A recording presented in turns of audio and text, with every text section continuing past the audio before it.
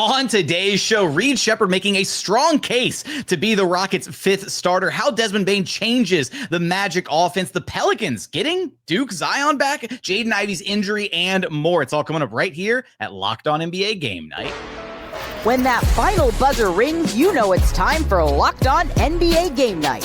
All the post-game reactions to every game across the league, every single night. With insights only the hosts of Locked On can provide.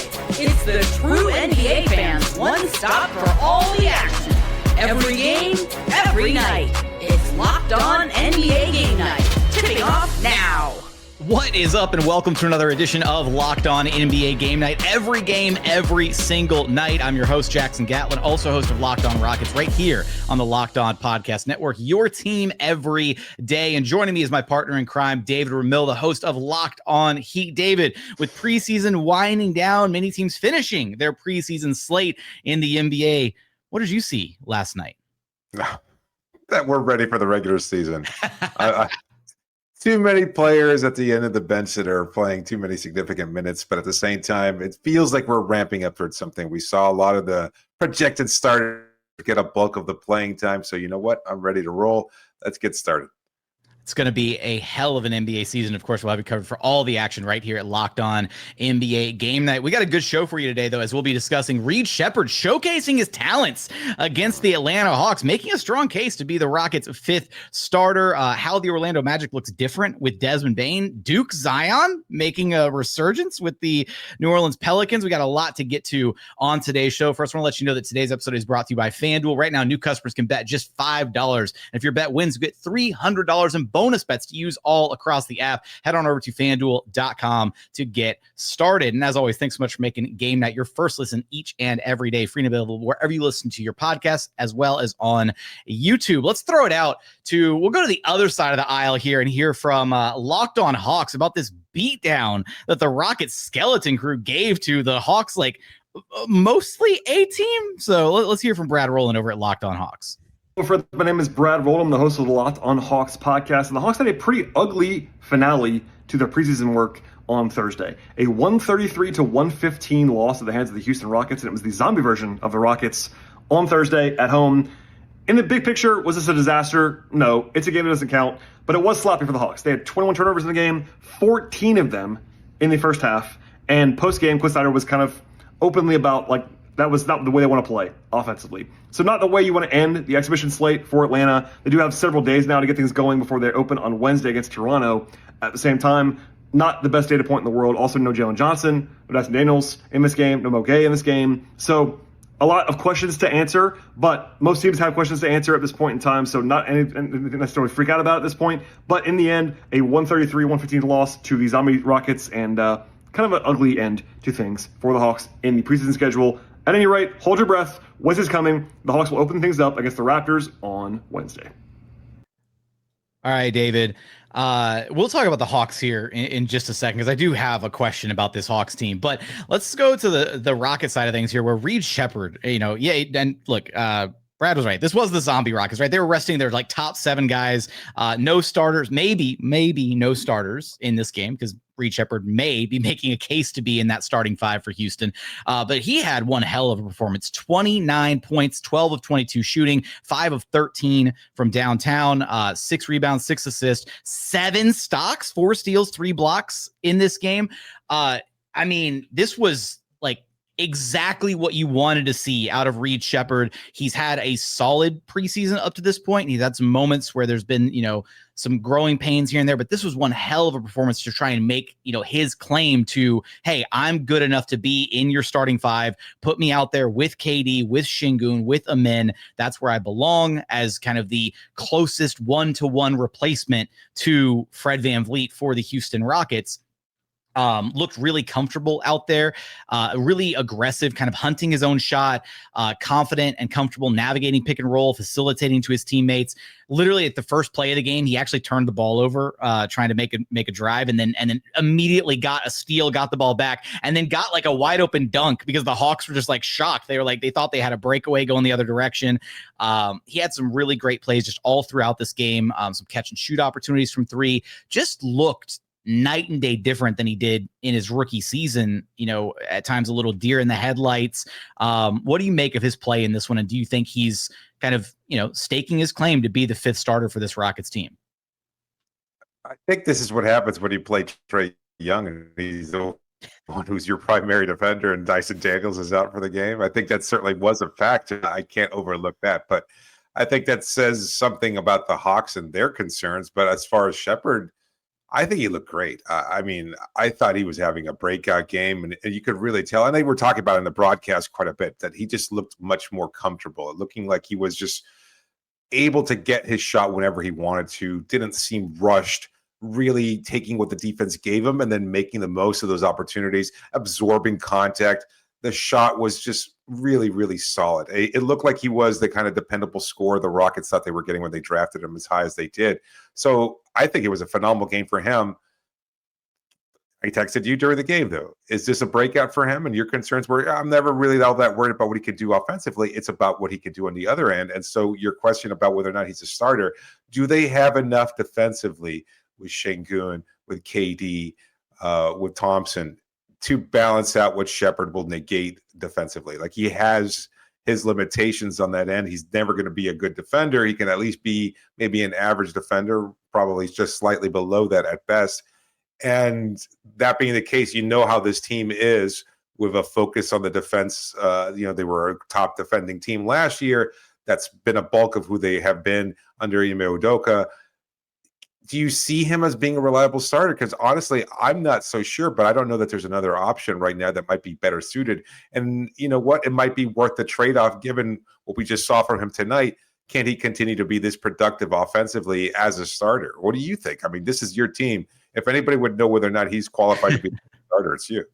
Yeah, look, I've had my reservations about his defense, so far, but I wouldn't go so far as to say that I don't think he'll ever be or has the chance to not be a plus level defender at the NBA, because like Fred VanVleet's a plus level defender and he does it at all of like a towering 6 feet tall, and Reed Sheppard, at least his physicals alone, project to be better than what Fred VanVleet is as a player. I think the biggest limiting factor is just he's just young. He's barely into year 2. Parts of the there's moments where maybe the game has slowed down for him at times, like on offense, but then on defense maybe he's out of position or doesn't rotate quickly enough, or just isn't being as aggressive, like fighting over a pick and roll coverage or something like that. And so there's little things that I think will improve with time.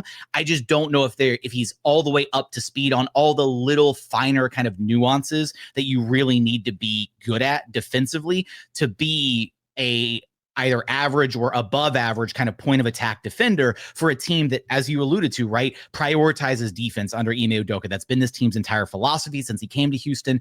And so from that's why I've had that kind of reservation. I don't think that he'll never be a good defender. And I wouldn't go so far as to say that. I think that if you can have, solid, high level defenders or solid defensive players that are worse off physically than he is, be it size, be it speed, athleticism, different factors, I think he'll be fine on that end with time. It's just, do the Rockets have that time right now? Can they afford those bumps in the road this season to allow him to kind of work those kinks out defensively and get up to speed? Or would they be better served with one of the other kind of 2 options that they have, either going with the tried and true Steven Adams and then running out this like jumbo monster starting lineup, or going with Tari Eason as maybe the dark horse candidate to maybe take over that fifth spot in the starting lineup? Those are 2 certainly, compelling options for the Rockets to ultimately consider here. And Ime Udoka did say post game, and he said it a few times this preseason, that the starting lineup might be kind of fluid until the roster is healthy. And one way that I'm interpreting that is,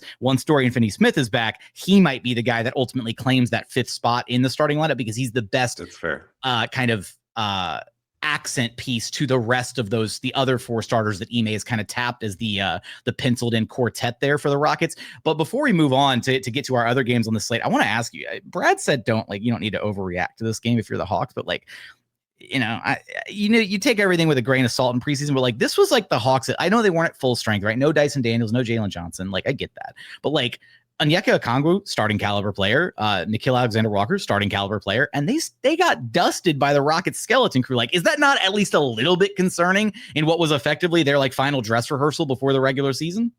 I'd be concerned. I mean, the Hawks certainly one of those teams that look like they're going to be in the middle of the Eastern Conference, competing for perhaps the 4th seed after the top teams in the East kind of shake things, and with injury opening things up in the East for the first time in a long time, they certainly have as good a chance. I know people are optimistic about this crew. I think you were one of them, but I'm just not quite a believer yet. I think there are too many concerns about this group, and I don't know that they're going to be able to figure it out on the fly. So yes, it's the preseason. You expect them to have better games, but this is one of the worst where their deficiencies certainly seem much greater than they might be. Coming up, how Desmond Bane is changing the Orlando Magic offense, and are the New Orleans Pelicans really getting Duke Zion back? We'll get there in just one moment.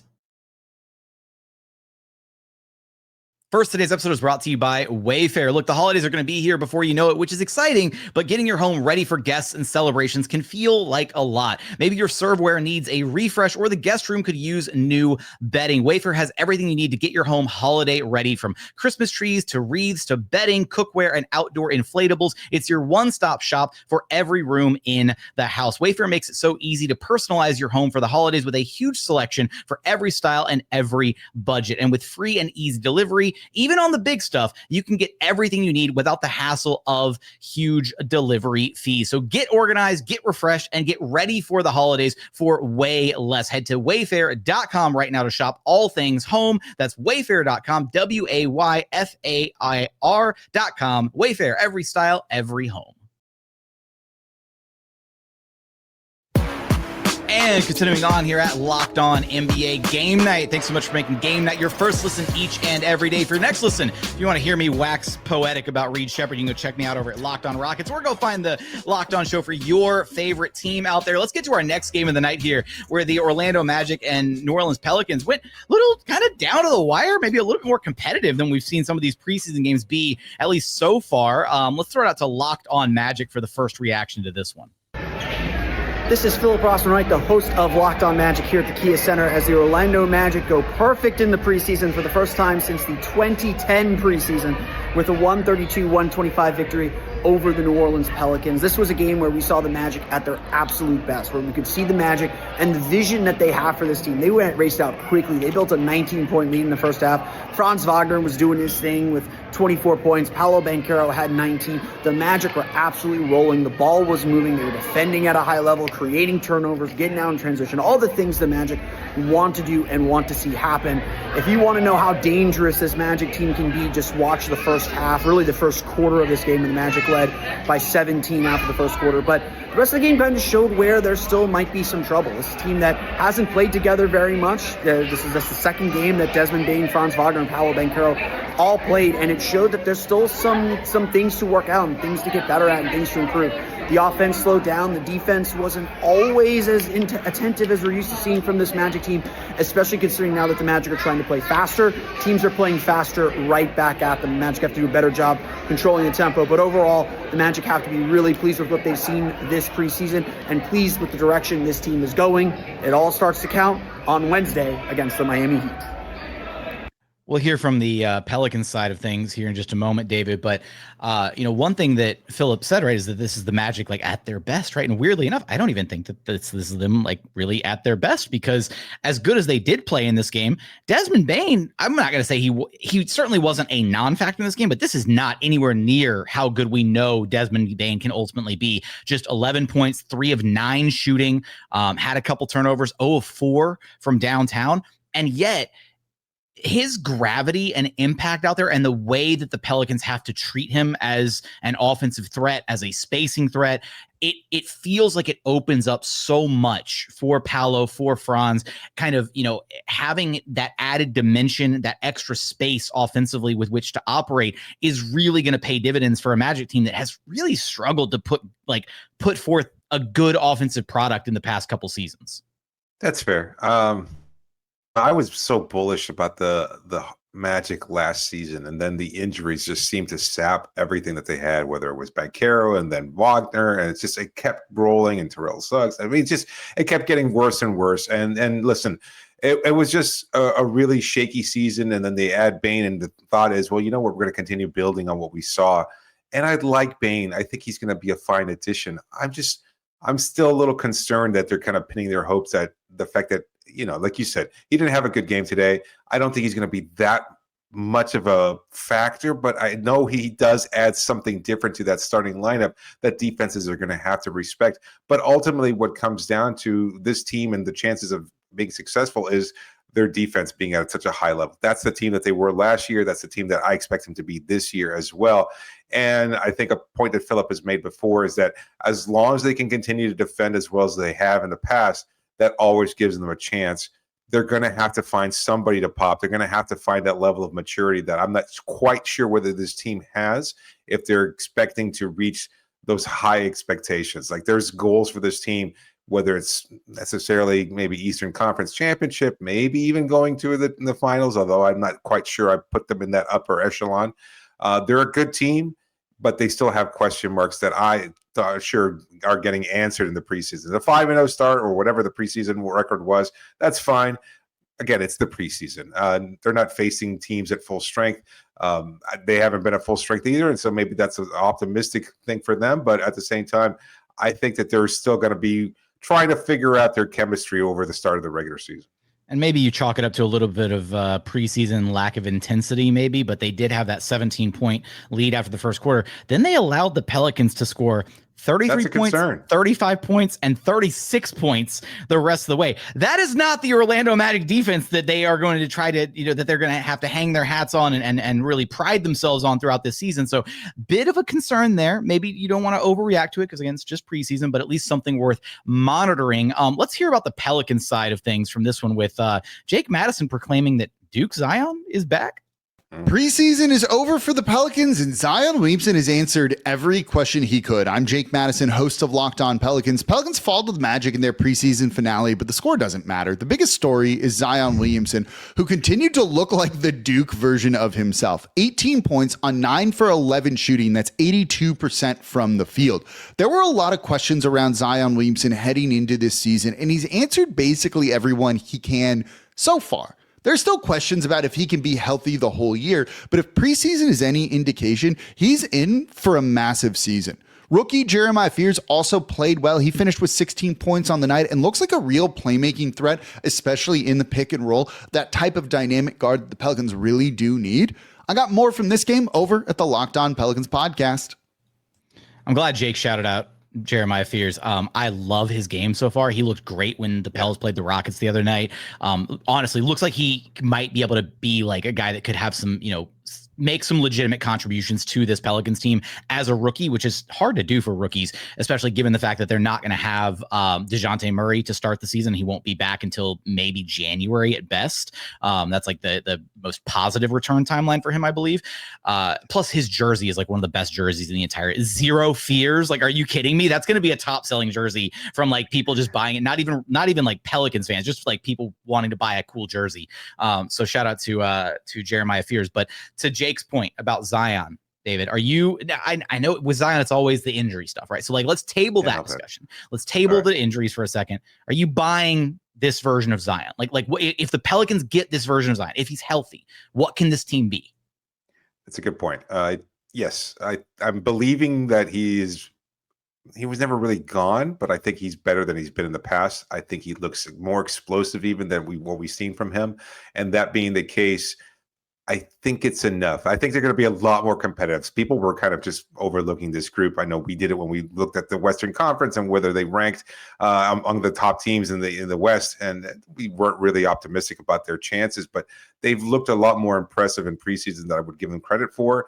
And I think a lot of that is because of Zion, and I think he's been phenomenal. And I think it's going to be a lot more of a more polished product than people expect. So I think that they can compete for a playoff spot, but I don't think that they're quite among the top 6 teams in the West. They might be more of a play-in team at this point, and that's fine. I think that even that is probably better than a lot of people would think that they were at the start of the preseason.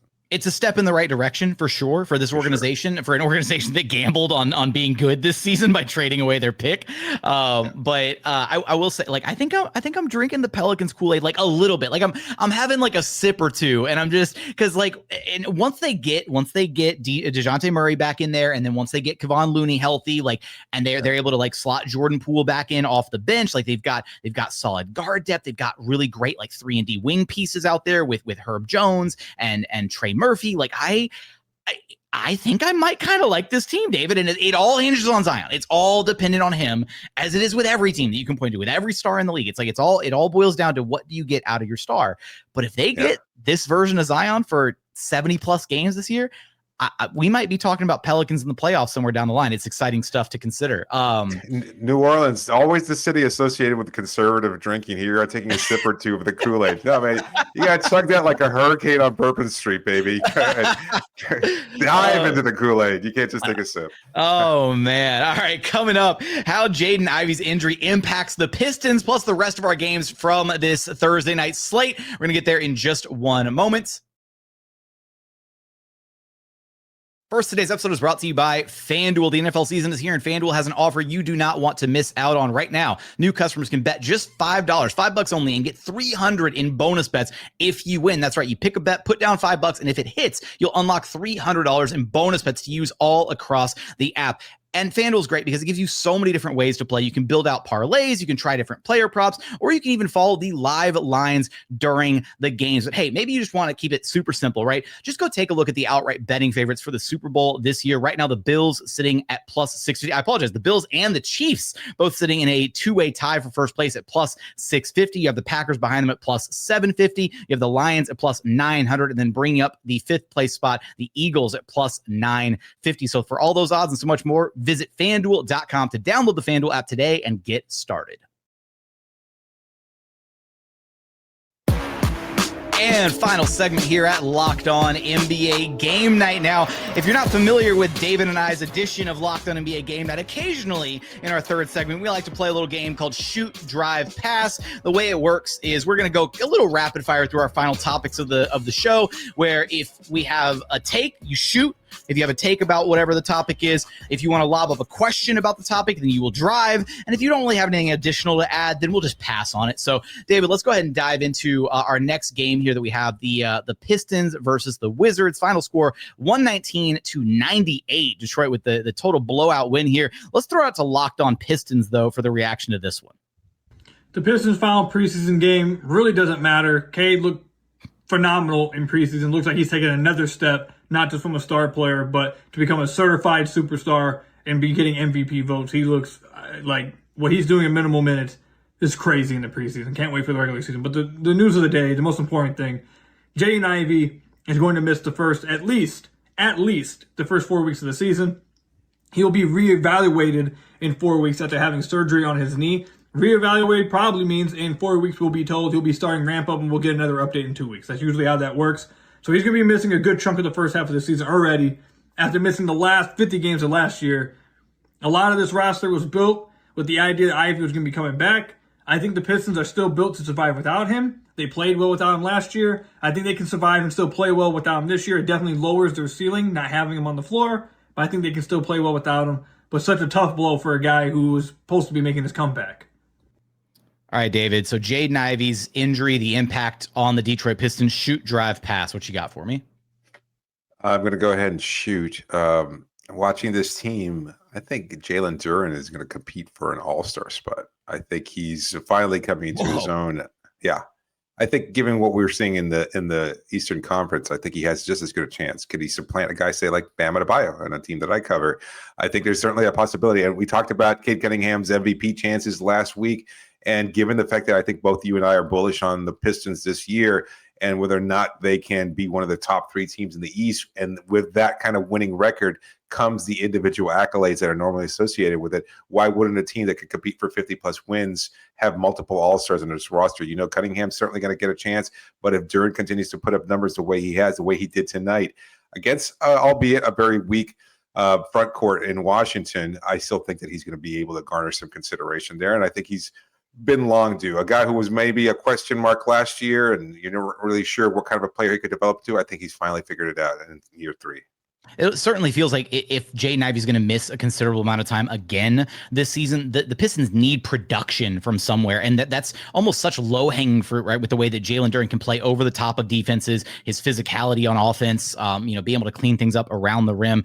He's got a great chemistry, a great connection already with Cade Cunningham. So if Cade's playing at an MVP caliber level, I think maybe can I sip on this Kool-Aid? Do I have to dive face first into this one? But no, I see where you're coming from, and I do think that there's a world where Jalen Duren could very easily, walk away averaging, something, akin to a 20 and 10 stat line this season. And if he's doing that, then he has just as good a chance as anybody else in the Eastern Conference front court to become an all-star. So I like that take. All right, let's go to our next game here. The Chicago Bulls get the win over the Minnesota Timberwolves. Let's throw it out to Locked On Bulls. Hayes from Locked On Bulls for more on this one.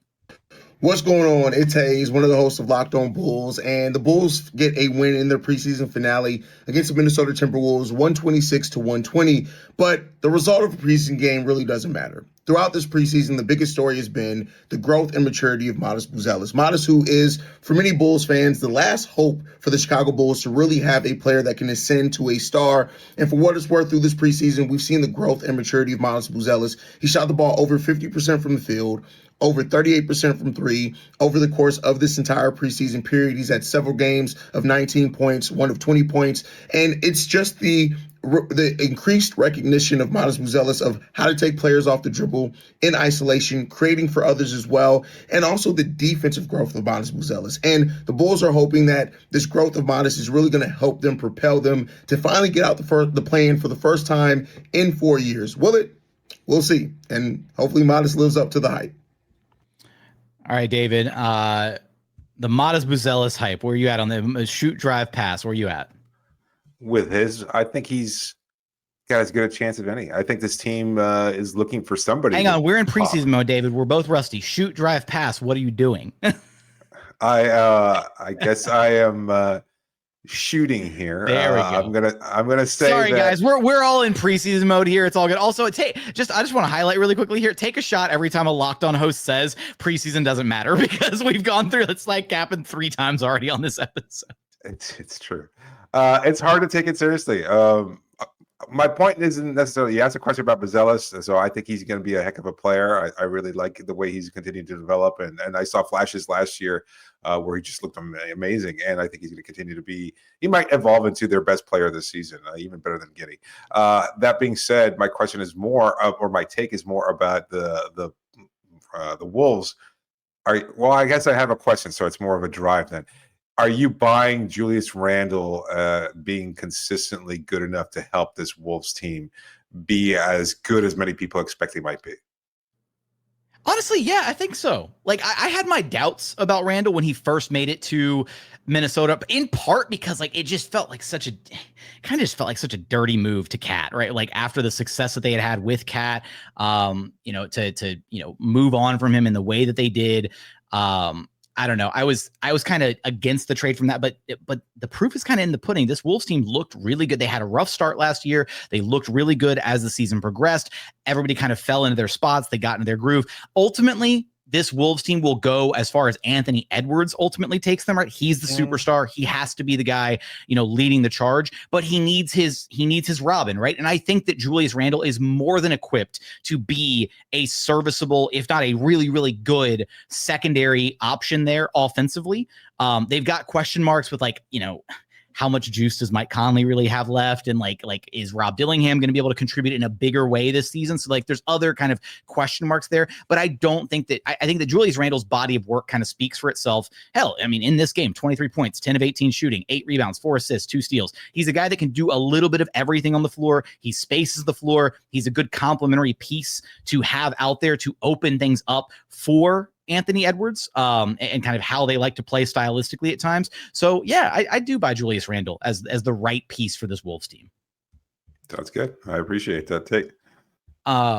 All right, let's get to, we got one more game here on our slate. It's not, I guess it's not tanking yet, but a battle of the two would-be tank-off teams, with the Utah Jazz edging out the Portland Trailblazers, 132-129 final score. No Ace Bailey in this game for Utah. A bit of a bummer, because it's been really fun watching him play.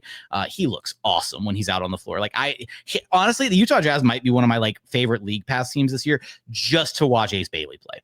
He's that exciting already on the basketball court. But Keontae George had himself a game in this one, 20.7 of 11 shooting overall. On the other side of the floor, Jeremy Grant went off 32 points, got to the free throw line 14 times, hit 13 of them, 7 of 15 shooting overall.